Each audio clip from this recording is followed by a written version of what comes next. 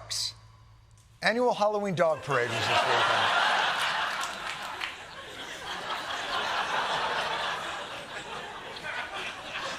That is not the picture we used in rehearsal. It's a great reminder. Each year, the dogs, like humans, are capable of experiencing humiliation. Perhaps you missed this year's annual dog parade because you remained inside all weekend because you knew that the No Kings protests would be taking place, and you heard what that might be like. We call it the Hate America rally. I bet you see pro-Hamas supporters. I bet you see Antifa types. I bet you see the Marxist in full display. This crazy No Kings rally this weekend, which is going to be the farthest left, the hardest core, the most unhinged in the Democratic Party. What the? Not the hardest core.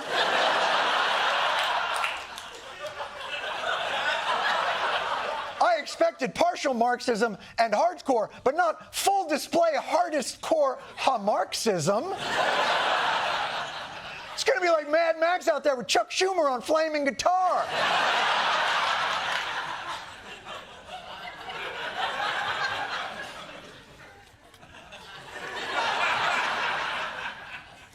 That's a real photograph. And so this weekend we sat in our bunkers, doors locked, windows boarded, muskets and cyanide pills at the ready, prepared for whatever the hardest core had in store. Do your worst. Display your Marxism to its fullest. An estimated 7 million people gathered across some 2,700 No Kings rallies in cities from coast to coast in what has been described as one of the largest single-day demonstrations in U.S. history. Not only were they largely peaceful, they were often joyful.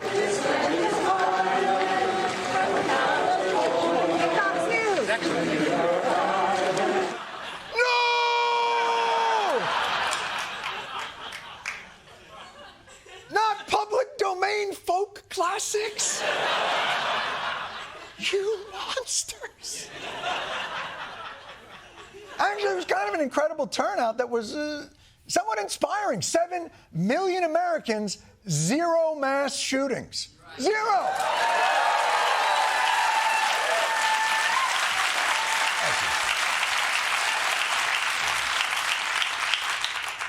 That's just sad. No mass shootings? My God. I mean, has that even happened before? Even the dog parade had some nipping. It wasn't a Hate America rally at all.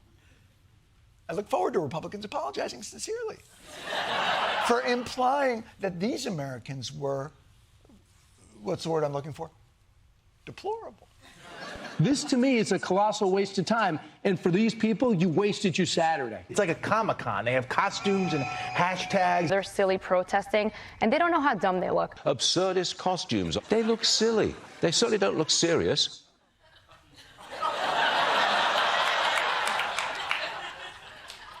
I knew Antifa. I worked with Antifa. You people are not Antifa. Make up your mind, Fox. You complained it would be a terrifyingly shit-your-pants protest, and now you are complaining about how boringly unpants-shitting it was. Although there was one nit you picked that really felt off-brand. The crowd, made largely up of what many are saying are gray hairs, boomers. A bunch of boomers. A lot of older, angry white boomers. It's a sea of white people. It's all old white people. Extra, extra. Extra, extra. Read all about it. This country has too many angry old white people. Says, hold on, Fox News. Fox News says, why are old white people so angry? Fox News, mad that there are so many old white people in America. I don't think Fox News is mad. I think they're jealous. To be fair to Fox News, they are kind of right to be dismissive. I mean, Imagine a bunch of old white people in costumes angrily protesting the direction and overreach of an ever-encroaching federal government. I mean, preposterous. That's in no way a movement that could sweep the midterms and then be harnessed by a charismatic demagogue to remake an entire political party in the midterm. I mean, it's laughable. Republicans should be careful. There is a tremendous amount of political potential energy coursing through these massive and, as of yet, unfocused gatherings, which is also not to insinuate that any random zoom-in close-up of said gathering would show itself to be less American Patriot Tea Party and more Mad Hatter Tea Party.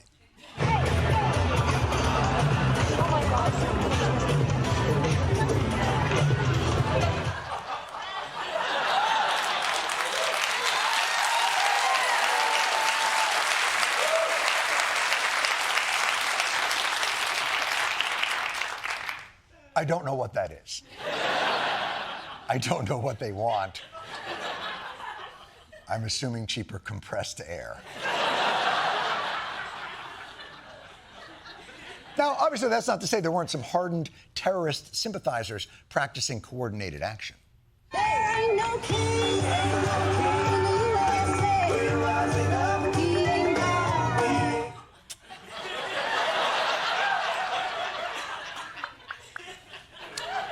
I did not know Hamas had a jazzercise program.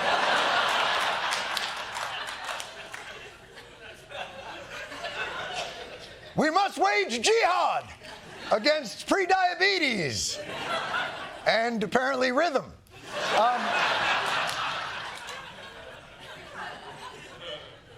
And while those performances were more joyful than provocative, I think we can all agree about the effectiveness of this installation. ICE agents as lice agents being beaten by Uncle Sam while Prison Trump meanders around the Constitution. Ladies and gentlemen, I cannot stress this enough. This is why you do not cut funding for the arts.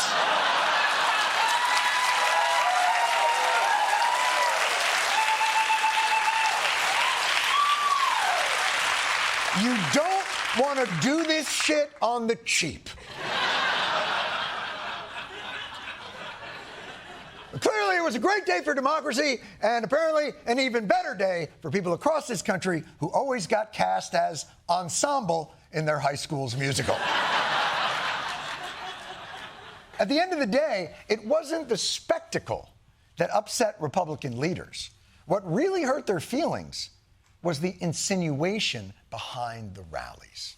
They're calling him a king. It's completely ridiculous. And I guarantee you that kings don't let you romp up and down the street in costume mocking him. If President Trump was a king, he would have closed the national parks and the National Mall, so they couldn't have had the rally out here. Yeah, that's not as reassuring as you think it is. Oh, believe me, if this guy was king, there'd be no dissent. I mean, he wanted to shut the park. He Googled it.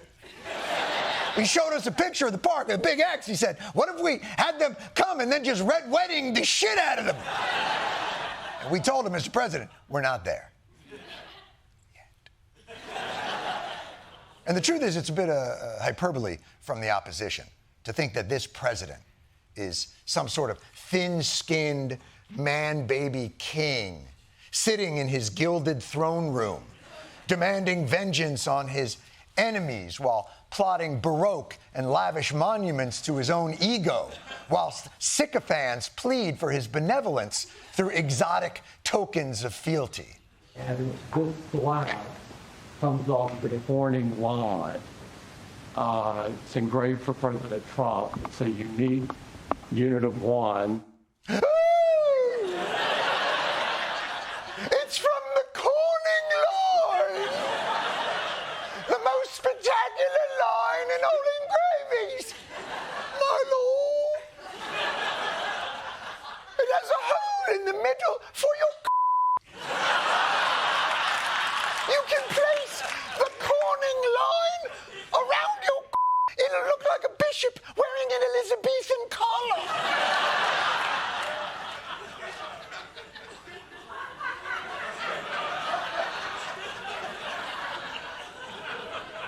And scene. No, just so I'm clear, That's what I'm saying. This is a unique gift to the president, handmade and blown on the order of the CEO, and it still had to come in all that Apple packaging. Enjoy the gift if you can find it under all the secret compartments. Oh, and the gift needs a charger, and the package doesn't include an adapter. Oh, yeah. All right. So clearly, Trump has the lavish sensibilities of a king, the entitled mind of a king. But if he was really a king, where's the broken down, inbred body of a king? Saddled with the exotic infirmaries of royalty. Like this guy, King Charles II of Spain. Look at the picture. That's his official portrait. That's the one he picked. Oh, I like the shading and a little filter. It makes it seem like my head is not an actual eggplant.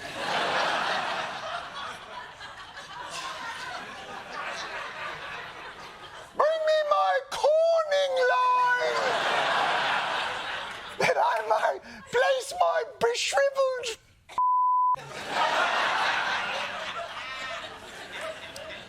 Say what you want about Trump. He doesn't have any of that stuff. There have been many questions about the president's health after photographs surfaced of his swollen ankles and bruised hands. Okay, those are weird. But a real king would have his minions dismiss said infirmaries. Recent photos of the president have shown minor bruising on the back of his hand. This is consistent with minor soft tissue irritation from frequent handshaking and the use of aspirin.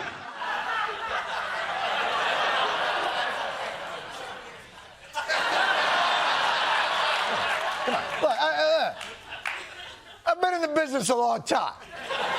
I'm not the president, but I've shaken a lot of hands. And I'm pretty sure it doesn't cause a gangrene. You know what? Admittedly, it's starting to feel like there might be something to this whole king thing. Let's go to the source, the original No Kings protest, the revolution. Let's see what's in the Declaration of Independence. I just want to see very quickly if we have. Hold on a second.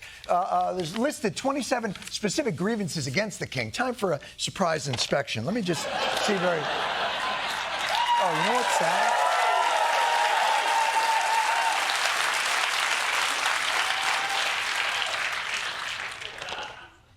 There's no difference in color.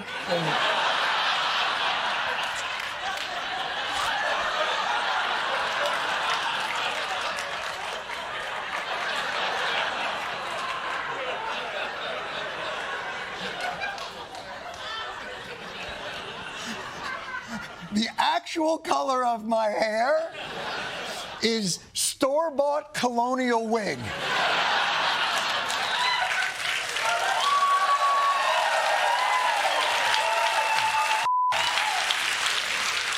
All right, let's see what the Declaration says. Give me a beat. Come on. All right. The Declaration says, he has kept among us in times of peace standing armies without the consent of our legislatures. Done. Cutting off our trade with all parts of the world. Ooh, that does sound familiar. He has obstructed the administration of justice. It's getting hot in here. And here's one more. Oh, he has excited domestic insurrections amongst us. I mean, come on. I'm calling it. Look, maybe Trump isn't an all-powerful king, the kind who can do whatever he wants, but he's undeniably king-adjacent, king-esque, moving for more. He's the imitation crab of kings right now. The I can't believe it's not king. And the ironic part about Republicans complaining that he is being dubbed a king is that in their minds, he has already surpassed that title anyway and moved on to a much higher calling. He's a miracle worker. Trump just performed an actual miracle before our eyes. He was saved to do things like he did today. He's got just a special anointing. Prophecy, destiny, and divine purpose. President Trump is God's chosen instrument for this moment in time. I've seen the hand of God on him for a very long time. You know, we're saving Christianity. We're saving God. To Republicans, king is a demotion. He's not a king. He's a deity. Sent by God to bring peace to all of mankind. A Jesus-like figure. I mean, I get it. There is a lot of crossover. It's why tonight I thought we'd end our program with some fun and play the hottest new game show on basic cable. Jesus or Trump? Bing bong. All right, here we go. Here's how we're going to play. I'll read a quote, and you try and figure out if it was said by Donald J. Trump or Jesus H. Christ.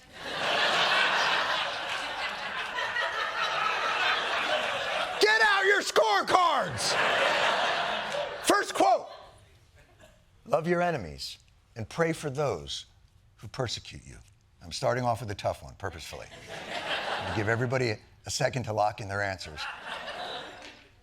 Jesus Christ, that's Jesus.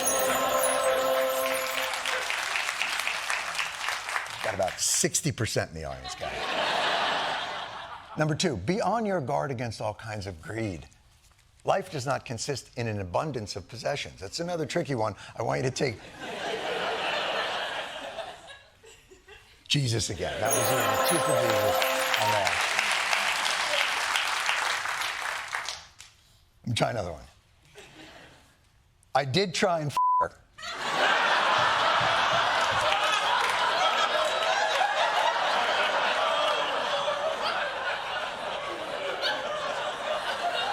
Please wait till after I finish the quote before you lock in your... Please. I did try and f*** her. She was married. And I moved on her very heavily. In fact, I took her out furniture shopping. She wanted to get some furniture. I said, I'll show you where they have some nice furniture. Ma'am.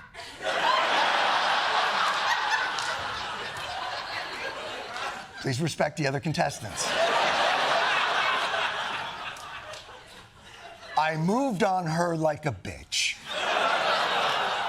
But I couldn't. Don't boo, it could be Jesus. And you are risking eternal life. But I couldn't get there, and she was married. Then all of a sudden, I see her. She's now got the big phony tits and everything. She's totally changed her look. End quote.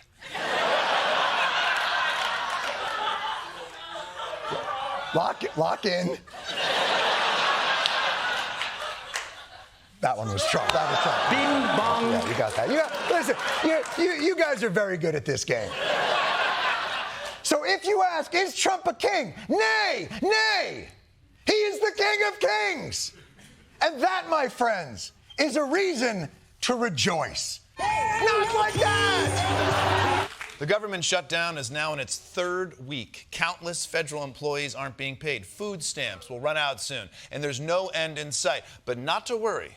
President Trump is working day and night to build a ballroom. It's exactly what you voted for, coal miners in Pennsylvania. 90,000 gilded square feet for Trump to do the jerk-off dance in. Got it.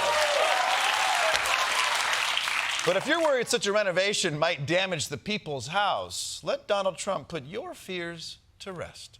It won't interfere with the current building. It'll be near it, but not touching it, and pays total respect to the existing building, which I'm the biggest fan of. It's my favorite. Yeah, it's my favorite. I never want to leave, and I'm never going to. I believe it's his favorite building, though. He loves the history, the decor, the immunity from criminal convictions that it provides. But great, the White House itself is going to be fine. They're not going to touch it. They're not even going to touch it. This morning, demolition day at the White House. Crews tearing down walls as construction for President Trump's 90,000 square foot ballroom ramps up.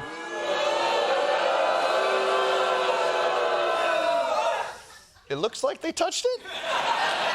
I mean, holy shit. Who's his general contractor? Bin Laden and Sons? Apparently, not touching the White House turned into demolishing the White House. And for what? Does he really need a ballroom attached to his home? I mean, it would be good to have one room where Barron didn't have to crouch, but still. I mean, they're tearing apart the entire East Wing. I hope there's nothing important going on there. Constructed in 1902, the East Wing houses the office of the First Lady.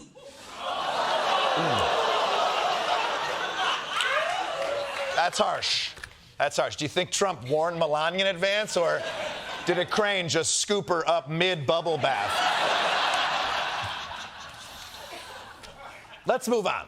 You might remember that last week there was a little bit of a scandal where members of the Young Republicans group had a bunch of their texts leak where they reportedly made jokes about sending people to gas chambers and how much they loved Hitler. But it was a one-time thing. And now, hopefully, the Republican Party can move on from this isolated incident of Nazi text messages, right? Right? Right? President Trump's nominee to lead the Office of Special Counsel's in jeopardy after the publication of a group chat. The nominee, Paul Ingrassia, saying, I do have a Nazi streak in me from time to time. Quote, I will admit it. First of all, why do these guys who think they're the master race always look like this? It's never a Hemsworth. It's always a big toe with eyes. But yes, we have yet another Republican apparently sending Nazi texts. And I've never heard someone say they have a Nazi streak before. That's by far the worst streak you can have. Even worse than the streaks I got freshman year in high school. Look at that. And when you see his other reported texts, you know it wasn't a streak. It was more like a lifestyle. Ingrassia allegedly wrote, never trust a Chinaman or Indian, never. Ingrassia uses an Italian-American equivalent of the N-word, saying, quote, no blank holidays from Kwanzaa to MLK Jr. Day to Black History Month to Juneteenth, adding every single one needs to be eviscerated. In one exchange, he wrote MLK Jr. was the 1960s George Floyd, and his holiday should be ended and tossed into the seventh circle of hell where it belongs. That prompted another participant to respond, Jesus Christ. Wow. Wow. You know you're racist when even the guys in your racist group chat are like, Jesus Christ, that was racist. Look, in general, I try not to judge people on what they say in private. Our group chats should be a safe space to express ourselves, where someone can say, I don't know, that they can't shake these feelings about their hot cousin Stephanie. By the way, Stephanie, you never replied to that. But the point is, I don't love people getting scrutinized for their private thoughts. But on the other hand, what I don't love even more is Nazis getting nominated to our government. Because I, Michael Kosta, believe Nazis are bad.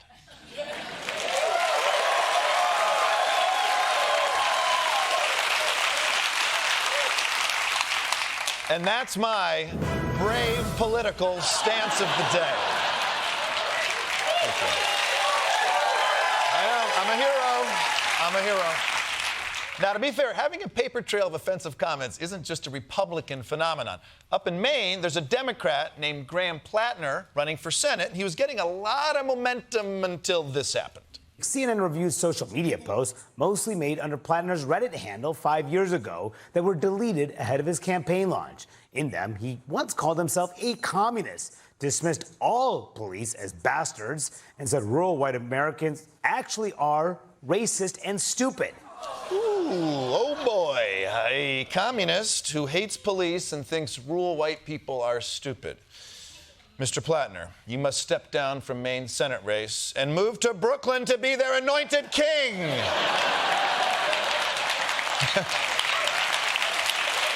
I'm kidding. I think Plattner still has a chance. Sure, his posts are offensive to rural white Americans, but keep in mind, most of them can't read.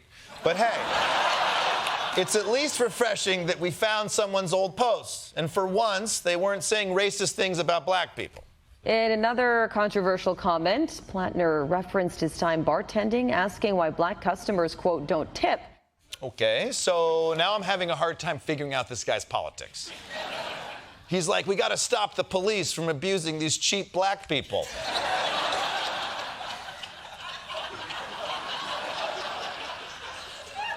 Keep in mind, he's from Maine, so the stereotype he's relying on is based on the one black guy from Maine. And that black guy is actually just a white guy who likes hip-hop. And this is why I never post on Reddit. Well, that and I'm banned, okay? Apparently, Ask Me Anything doesn't include asking for butthole pics. And, again, my apologies to historian Doris Kearns Goodwin.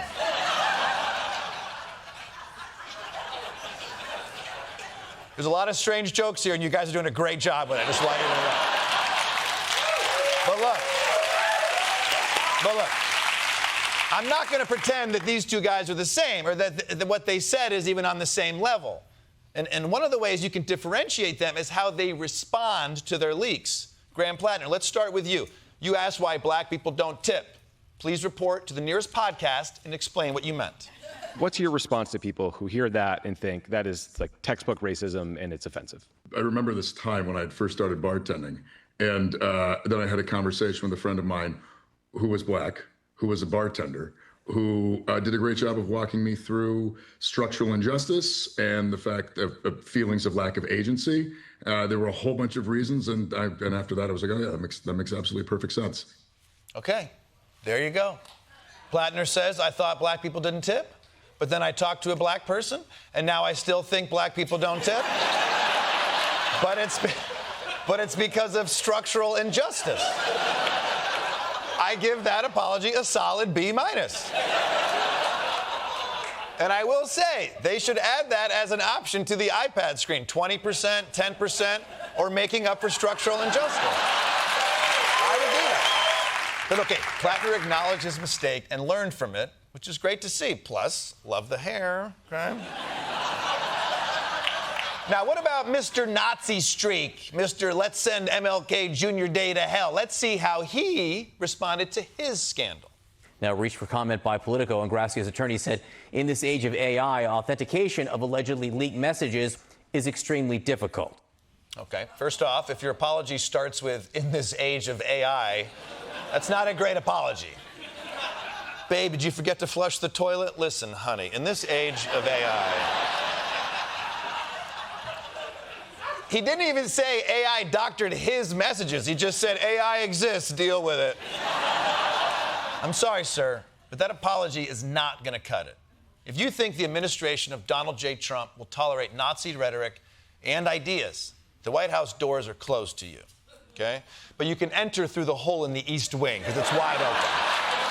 The shutdown has lasted for over 3 weeks now, which you may not have ever noticed because they keep forcing federal employees to come back into work without pay. People like TSA screeners, veterans doctors, and most importantly, the brave guards who keep the Epstein files from being released. Thank you, heroes. But other federal workers have been furloughed, which means they don't go to work at all. These jobs are less essential, and we probably won't even notice they're gone. And remind me, which kind of jobs are furloughed? Roughly 1,400 employees of the National Nuclear Security Administration, which safeguards the country's nuclear stockpile, now on unpaid leave. Only 400 workers remain on the job. Great! America's nuclear weapons are now unguarded. That may sound dangerous, but don't be nervous. The nukes have air tags on them, so it's... Also, just to be safe, they put up a sign outside the nuclear stockpile so no one's going to go in there.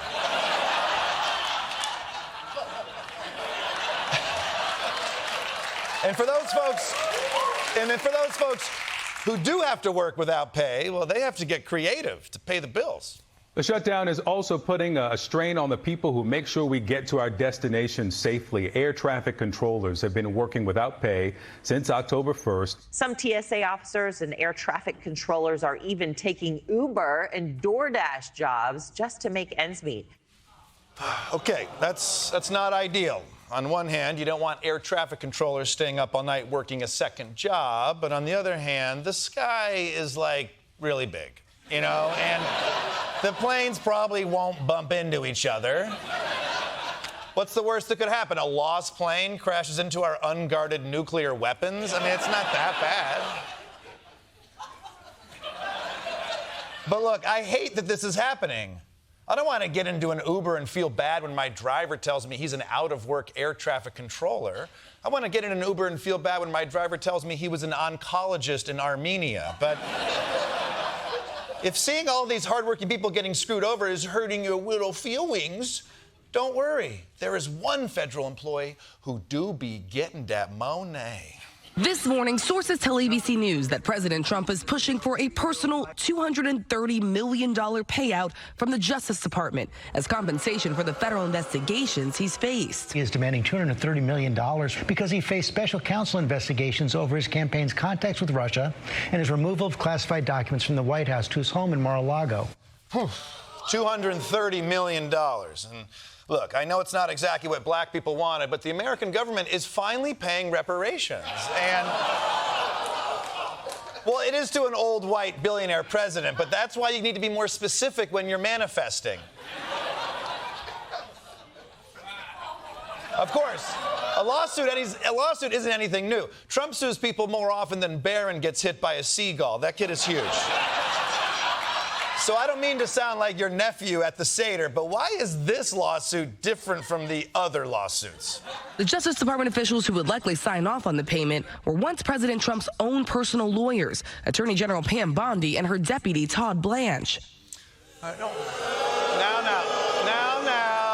Now, I'm sure Todd Blanche will take his time and very carefully consider what color pen he will use to sign the check over to his president boss. Let me spell this out for you. Trump's own former lawyers are the ones who get to decide if Trump gets this giant payout from the government that Trump is in charge of. So if you can't believe how good Trump's luck is, he also can't seem to believe it. It's interesting because I'm the one that makes a decision, right? And, that decision would have to go across my desk. And it's awfully strange to make a decision where I'm paying myself. In other words, did you ever have one of those cases where you have to decide how much you're paying yourself in damages? No, they haven't. No one's ever done this before. It seems like even Trump is suspicious of how easy this is. This must be how those thieves at the Louvre felt. So all I need is a ladder? I thought this would be way more complicated. I'll steal these invaluable jewels, I guess. Also, keep in mind that this is all happening at a White House Diwali celebration. Which, for those of you who don't know, Diwali is the traditional Hindu festival celebrating the day that the deity Rama extorted his own government for $230 million. Trump's office always has a lot going on. It's like one of those Dunkin' Donuts with the Baskin Robbins in it. I came here for a mint chip, but I might as well get a sausage egg while I'm here. I cannot believe how nakedly corrupt this is. In fact, it can't be. I assume this is a more nuanced situation than it appears. And I'm sure there's some law professor out there who can explain it. One ethics professor telling the New York Times the ethical conflict is just so basic and fundamental, you don't need a law professor to explain it. Wow. That's incredible. And what I'm taking away from all this is that I'm as smart as a law professor. But he's right. This isn't a law professor question. This is more of an Elmo question. Even he understands how f***ed up this is, and he can't even read. But also, Elmo, it's been 45 years. Okay, less tickling, more studying, maybe. And if you're wondering what Trump is going to do with the windfall from the government, well, we don't know. But we know what he's pretending he's going to do with it. Any money that I would get, I would give to charity. Okay, all right. I know what you're thinking. Trump is just going to donate the money to his own charity. Well, joke's on you, because that charity was dissolved by court order in 2018 after misusing money for his personal benefit. I bet you feel like an asshole. Now, it's important to keep in mind that even if Trump does donate this money to charity, that's taxpayer money. That's us. I mean, not me. I don't recognize the authority of the IRS, but the rest of you. That's your money. The American people did not give their hard-earned tax dollars to the government so it can be handed over to Donald Trump as compensation for the crimes that he was legitimately investigated for. And, yeah. And if you think like I do, that the furloughed government workers deserve better than this, then join me by tipping them $1 extra on DoorDash. Thank you, me. Let's kick things off with Kash Patel, FBI director and man with resting face. He had a major announcement today. And no, it's not about the Epstein files. Those are still securely firmed inside Mike Johnson's clenched butthole. But it is news that might affect your fantasy lineup. Breaking news of seismic proportions involving the NBA. Chauncey Billups, the head coach for the Portland Trail Blazers, arrested for allegedly participating in rigged poker games run by 4 Italian crime families. Damn. An NBA head coach might have ties to the Mafia? Well, I guess that explains the new Portland Trail Blazers assistant coach, Vinny the Clam. I will say the Mafia must really be hurting if the biggest NBA name they can get is Chauncey Billups. They couldn't get Shaq? He'll take money for anything. And as bad as it sounds, that's not even the worst NBA scandal that got exposed today. Miami Heat star Terry Rozier was allegedly part of an illegal gambling scheme where gamblers made millions on prop bets. He allegedly was sending information to sports bettors about who was going to play in games, who would be out on injury. And according to one law enforcement source, he begged out of a game early, only about 9 minutes in, faking an injury. And officials say that he profited himself from that. Jesus Christ, Terry. You've made over $160 million in your career. You shouldn't be doing gambling schemes. Leave the schemes for the guys on the bench. They're the ones who need the money. But still, I think the FBI should leave him alone. This is America. We don't arrest NBA players with gambling problems. We force them to play baseball for a year. Either way, the NBA understands this scandal has really tarnished their integrity. That's why the league is making it up to fans by offering them a $50 free play on a FanDuel using the promo code Jailblazer. I'm going to make it, baby. Come on. This is the one. This is the one. But enough about corrupt insiders gaming the system for profit. Let's move to Donald Trump. This week, he's been focused on his passion project, building a ballroom for the White House. Now, when he started, he promised that it would be separate from the existing White House and he wouldn't touch the East Wing, that this construction would strictly be over the pants. Then, this week, there was a minor change to the plan when Trump ripped open the side of the East Wing like it had a Labubu inside. But all right, so maybe a little bit of damage, but I'm sure he'll keep the rest of the historic East Wing intact, right? Right? Right? New images appear to show the entire building is gone. It's been demolished. Jeez, holy shit, man. Keep in mind, everyone, this is a rental, you know? Any day now, Trump, yeah, you get it. New Yorkers get it. Any day now, Trump's gonna get a call from the White House's Albanian landlord like, what the f*** is this? What's going on here? But this is all happening so fast. This guy's been taking 15 years to give us a health care plan, but in 3.5 days, he's demolished half the White House. Donnie T, tell me this is going to end up looking good. So I thought I'd bring this out because this is going to be probably the finest ballroom ever built, and we're doing it no cost to the country. It's being the money's being put in by me and donors. Jesus Christ. Look at this thing. It's huge. It's bigger than the actual White House. It looks like one of those crabs with the big arm, doesn't it? I mean, I don't know a lot about architecture, but I do know a thing or two about overcompensating for a small penis.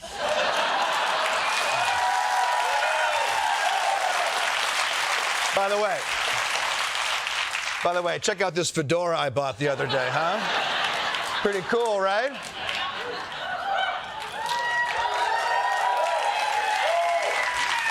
No way a guy has a small penis who wears this. That's not funny. Oh, and in case you're wondering, that guy sitting next to Trump, that's not the ballroom architect. That's just the head of NATO.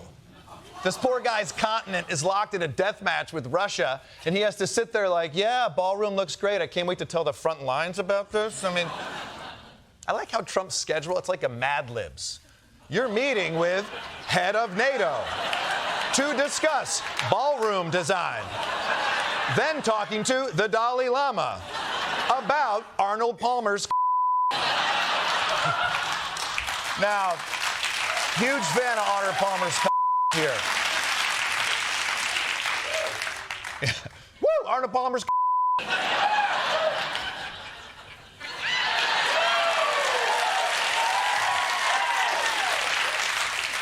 Now, you might be thinking, if a ballroom is so important, why didn't a previous president build it? It's because they didn't have the ballroom balls. Administration after administration have publicly and privately spoken about the need for a larger event space. So while many presidents have privately dreamt about this, it's President Trump who is actually doing something about it. Yeah, well, not every president. I don't think FDR was dying for a ballroom where he could show off his dance moves. But besides him, every other president has wanted a ballroom. We all remember that famous scene, remember, from the movie Lincoln. Leave the Constitution alone. The peace commissioners appear today, or state by state, on the morning. I can't listen to this anymore. We are stepped out upon the world stage now, with the fate of human dignity in our hands. So let's build a fancy ballroom we can dance in. Now! God, what a great documentary, huh? Now, the truth is, I don't really give a shit about a ballroom at the White House. Like, if we're being honest, none of us even knew what was in the East Wing until they started knocking it down 3 days ago. But I do think that this serves as a perfect reminder to never listen to what Trump says and instead look at what he does. Because he says, I won't touch the East Wing, but he does demolish the East Wing. Just like he says he supports free speech, but he does punish anyone who tries to use it. Or like he says he loves the Constitution, but then he does blow up boats without any due process. So just remember, over the next 3 to 20 years that he's in office, don't listen to his promises. Just look at the crater of results.